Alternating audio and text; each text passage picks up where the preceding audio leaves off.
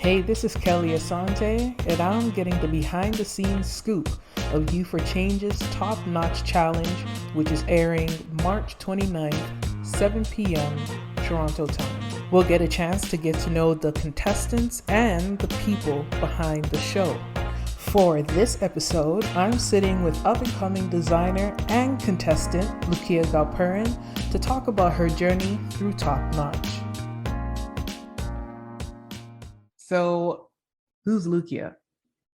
I'm a student and an artist. I have been at York for the past 2 years. I've taken a break for this year, and yeah, so I've just been kind of vibing and making art and just doing my thing. Okay, just doing your thing. So, what drives your passion for fashion design? So I have an immense passion for fashion design because fashion can be so transformative. It could be the tipping point of like how you view yourself and if you view yourself kindly. And you can really, you can be anyone you want to be just by how you dress. So that's really what inspires me to create and different garments and different styles.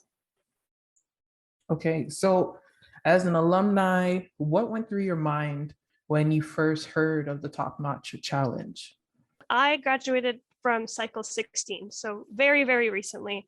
I started the program in late 2020, finished it in spring of 2021, and I just jumped on it. And I thought, I could kind of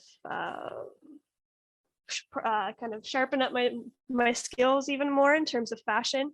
And yeah, I just decided to try it out, especially because I am taking a year off of school, so I thought I had the time.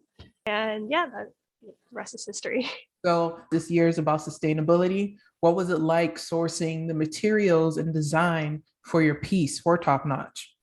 For me, the route that I decided to take was to use everything of my own. So I actually spent, I think, the least amount on my sourcing and my materials because I just went straight into my closet just behind me and just started digging. I found curtains from like when my parents immigrated. I found old pajamas. I found, just different. And that was, I incorporated that on purpose. So all the garments that I pulled, it was out of sustainability, but I also added another aspect to it in terms of like uh, how I took all of these pieces of clothing and I incorporated it into this design, and it was meant to represent stories from my life and aspects and parts of me that built this like one garment, and it was a big ball gown. It was That a is really personal and sentimental statement, and I made a big princess dress, and it meant a lot. It was a lot. It was a big moment of inner child healing for me. It was a really really great experience. so. With all of this, what was a trial that you faced during this journey to the finish line? So I definitely bit off a lot more than I could chew. I've never sewn a ball gown before.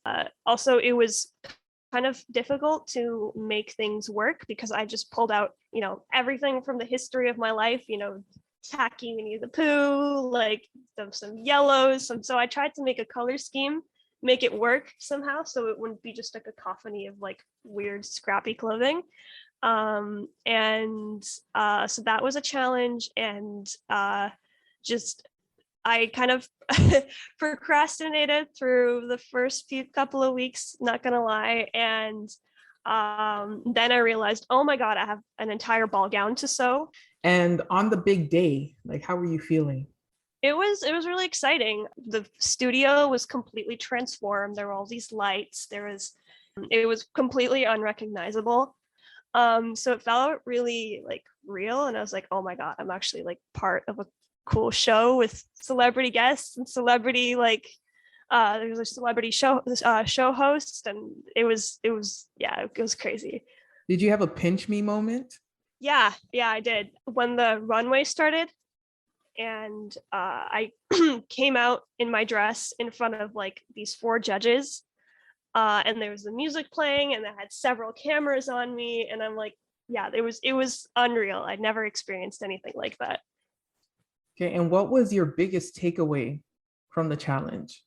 I put my entire self into this work, and I think as long as you put like your honest work and your soul into your piece and you're proud of it, I put my entire soul into this piece and it was recognized. What's one thing that you learned about yourself about this throughout this process? I learned that I can do anything I really set my mind to. Again, like before the pandemic, I could not approach any sewing at all. I did some like hand stitching, and then over the course of less than 2 years, I was walking out on a runway in a ball gown that I made completely myself. So just it really gave me a lot of confidence and a lot of self reassurance that I can do great things. To purchase your ticket, visit CanadaHelps.org, type in UforChange, and for $10, you can help an artist see their passion come to life. Next is designer Tito James.